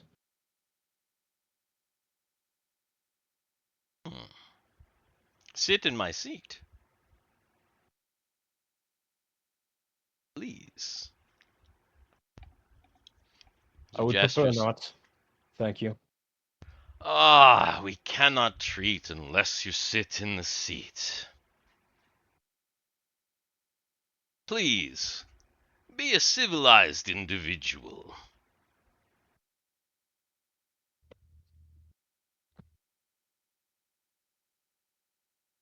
It's How part far of the away? deal. How far away is he? Again, the whole room is only about 12 by 12 feet, so he's at a So table. we're very close. Yeah, I mean, you're just kind of Brunyr walked around him. It was Okay. pretty close. I mean, between him and the back wall, there's maybe only about 4 feet. Aepheus will walk up to the table. Mhm. He will cast Detect Magic. investigating the seat, the table, and just the room in general, I suppose. Okay. Walk up. Something uncommon. You cast Detect Magic, and the chair, the table, the wood paneling, none of that glows. The book glows, and he glows. I pull back the seat and sit. Ah, good. So what did you want to talk about? Getting through this test, or something more grand? I will not leave grand fates up to deals with devils. I simply wish to know how to progress and get out of here. Hmm. I can give you some information and possibly even some help for a price. And he like flips to like the center of his book and he finds a blank page and he like flips it around real fast and he pushes it towards you in like this really quick like weird motion that almost doesn't seem real. And then you just got this book right in front of you and he says, "Well, it can be yours, but you have to promise me a favor in the future." $99 down, $99 a month. It can be yours for. It can be yours for only half your soul. What is the nature of this favor? Hmm. The nature of the favor is to be set by me, the favee, That's not a word. and you, the favor, It's also not. will comply with these terms because I'm not giving you the thing that you really want to know. I know you really want it, and I could give it to you, and the price would be high, but I think it might be worth it for your dealings. But you don't want that. The favor, the favor, the favor. I wouldn't put you in harm's way. No. No, I would put you in harm's way. Maybe. I wouldn't put anyone else in. No, that's not true either. Hmm. Hmm. I suspect. Let me look at you. Let me look at you. I suspect that one day you will have great knowledge. Oh, yes. Ah, and that could help me. You may be a person, if you play your cards right, a person of importance. Ah, and you should owe me a favor. So, that I will not collect until you have gained some prominence. And by then, because you are such a powerful and great wizard, my favor will be nothing more than a feather in the wind to you. How does that sound? Deferred payment. Right. Let's put this in explicit terms. You intend to help us out of here for deferred payment of my knowledge in the future to I aid can you. give you some help. I will give you one clue. You don't even have to use it now. You can come back to me later and ask a question. Oh, yes, that would be good. And I'll give you something else. Something that will help you along. Yes. What would you like? Something to make you fast? Something to make you strong? Something to make you courageous? Perhaps a powerful weapon?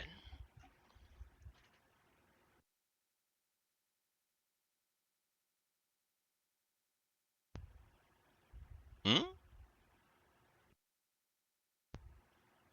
Oh, come on, he looks at the heart again. Oh god. Okay, if he does that, actually, if he looks at the heart, because I was waiting for this. Yeah. When he looks at the heart, Uh-huh. I'm jumping. I'm attacking the heart. Okay. You're attacking the heart. Okay. Go ahead and I guess go ahead and make an attack roll. Because are you attacking it with your... With the dagger that's been in his hand the entire time.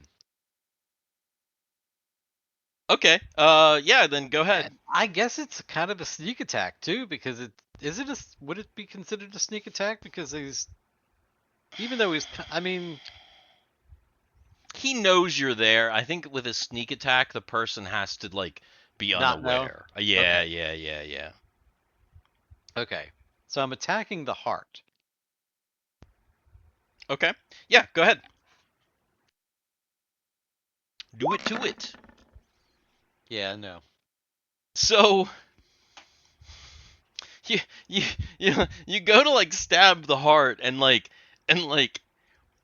without even looking at you, he just moves he's like looking at it and he just moves his hand like that. Yeah. He literally just does that and you just go like right past it and he's looking at the heart and he's like, I don't have time for the he like continues with what he was saying and he puts the heart back and then he kind of like gives you like a shitty look and then he looks back at Aepheus like, okay, I'm ready to do business again.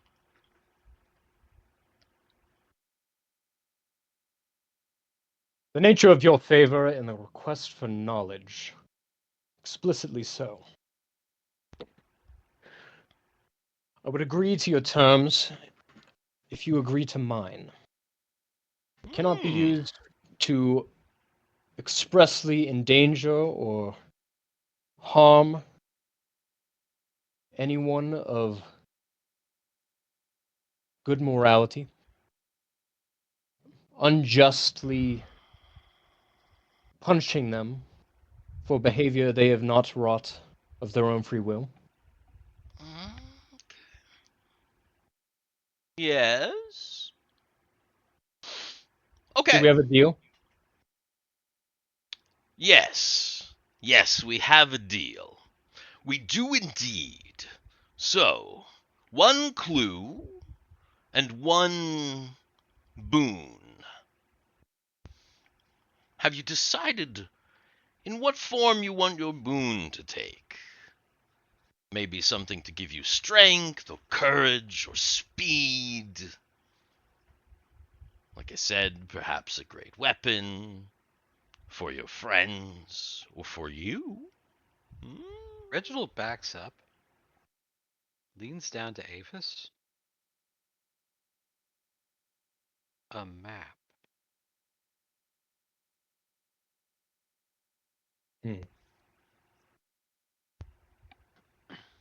Possibly. You said a boon and so pretty much two boons, something to help me and something to get us out of here, is that right? Basically what he's offering you is he's offering one like clue about Mm. the dungeon, the test, which he has said he's willing to save. Like, you can even come back and ask him if you're able to come back and ask him.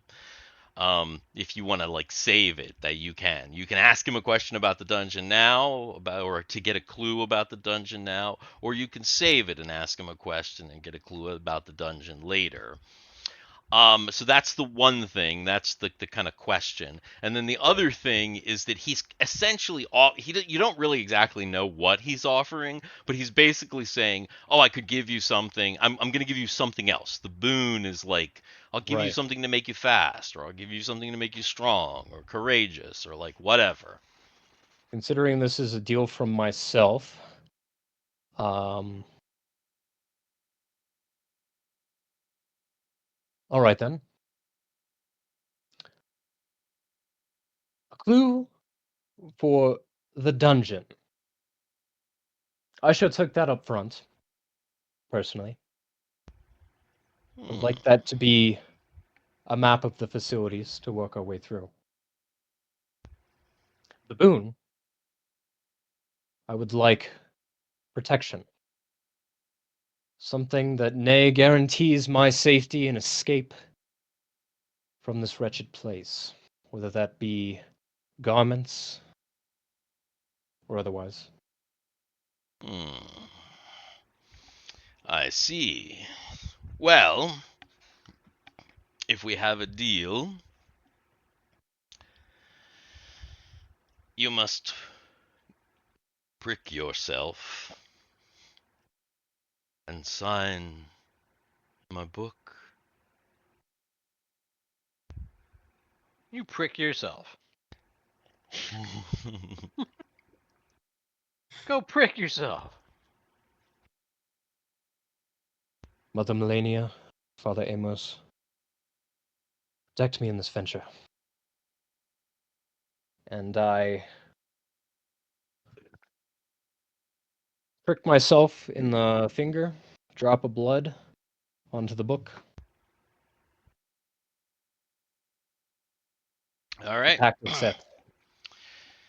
You prick yourself, the blood drops down, you see your name appear in the book. He closes the book disappears, and a door appears behind him. And he goes, "Whoa, whoa, whoa, not so fast. You want your clue, the map, and you want your boon, something that will ensure your personal safety. First, let me give you your personal boon." He reaches into his robe Oh no. and he pulls out Oh no.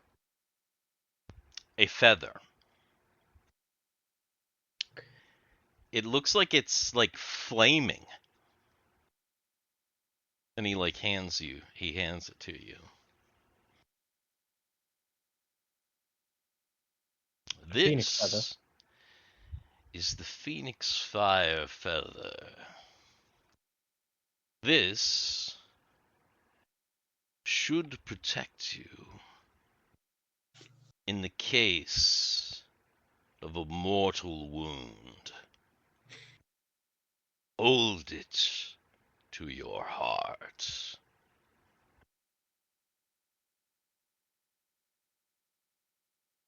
All right then. So you take the Phoenix Feather, and then he says, "And last but not least, your clue. I'll leave it here for you, and I'll bid you adieu." Poof. And he poofs away, and the chairs are gone, and on the table Wait. now sits a rolled up scroll. The chairs are gone? The chairs are gone. Aepheus was sitting down. Yep, just falls. Ugh. Yeah, I didn't realize that. The chairs actually disappear in Ava's spot. He goes, "Whoa!"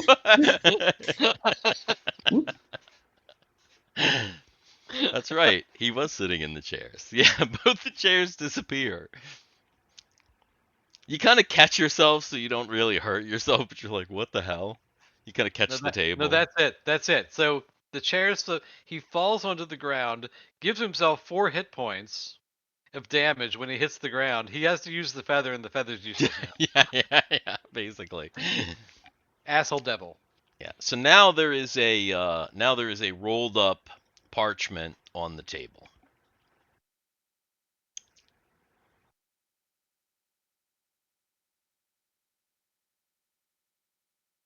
So is that our clue? I suppose You can it only is. assume it's what he left behind. What's an Does anybody take unpleasant it? place? Yes, I'll stand up and take it. Okay. Do you unroll? We should look at this.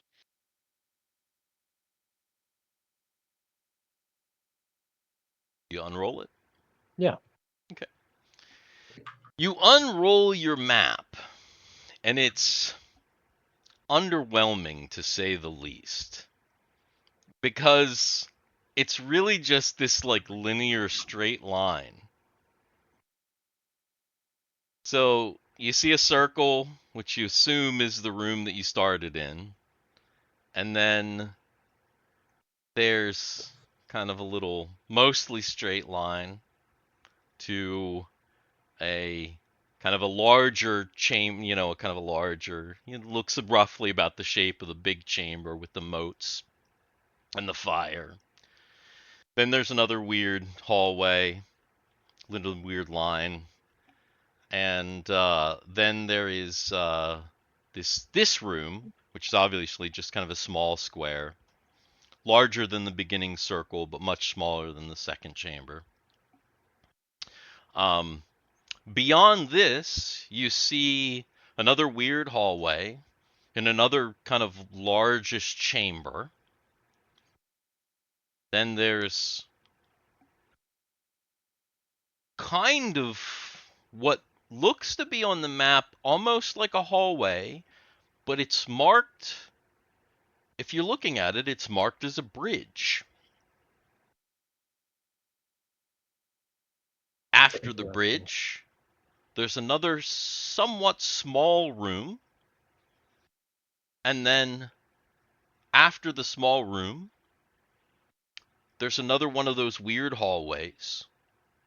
And there's another kind of large chamber. Finally, there's another hallway. There's another kind of small chamber. And then there's another hallway and another big chamber. But it's all like one big line. One just Yeah, right. It's like one next after the other after the other. And if you want me to, I didn't know you'd be asking for a map, but I can very, very easily, since we're getting close to the end of the session, I can very, very easily have it exactly what it looks like for next session.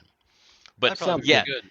it's a very underwhelming map though, because it's completely linear. In fact, when you roll the thing out, it's kind of a long scroll, and it's just this long ass map that like rolls out across the table. So that means there should be an exit opposite where we came in this room. Yeah, and I said that is when as soon as Aepheus agreed, even before he signed, a door appeared, and that door stayed, but it's like a door, like an actual like a real door. It's like a wooden door that looks like the door for the inside of an office, like the inside of a house. I'd almost say that this is a good place to stop. It's Yeah. a pretty good place to stop, but before you do that, does anybody want to do anything in this room? I would say we probably shouldn't go forward beyond this door, but any searching or anything like that. Yeah, let me search the room. Yeah, I'll join in. Especially since this is weird. It's got like wood paneling. There's actually, you didn't even really notice it before, but there's carpet in here. Huh. Holy smokes! Oh, look at that! Okay. All right. So you're kind of searching around, looking around, and man, Aepheus, he already feels kind of maybe that deal is already working. He's like looking around this room, and he found something etched in the wood down on like the almost near the carpet by like the baseboard area. Mhm. And it's just like carved into the wood, and it says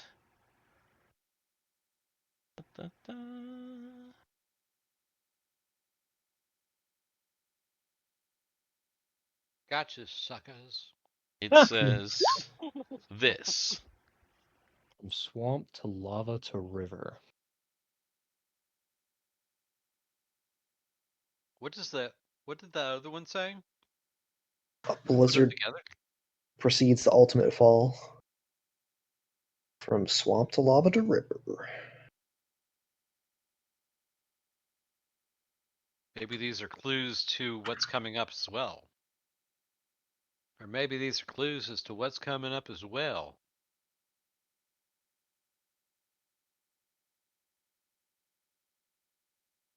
I have an idea what this could all mean. Well, is anyone else going to do anything else in this room? Believe so. And I would like to make perhaps a cheeky suggestion that a contract with the devil for a map should, at the very least, be marked with the secrets of the dungeon.